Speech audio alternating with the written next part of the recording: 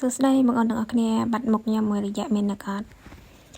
បាត់មុខមួយរយៈហ្នឹងអត់មានអីទេឈឺថ្មិញដល់ពេលអញ្ចឹងមកបញ្ចូលសម្លេងអាកាឥឡូវរៀងគាត់បានបញ្ចូលសម្លេងក៏ហើយយើងក៏មកអង្គយូឥឡូវចូលដល់តភាកម្ដង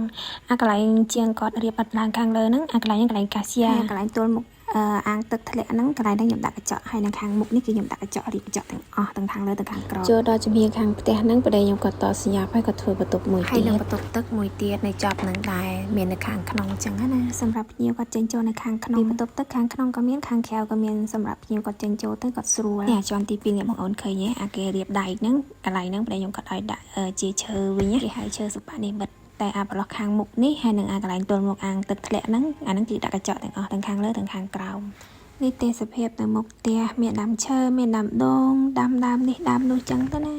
ហើយនេះទេសភាពពេលព្រឹកហើយជាម៉ោង6ជាងជាម៉ោង7ហើយនេះខ្ទមប្តីដែលខ្ញុំគាត់យាយយកមកដាក់នៅខាងមុខផ្ទះ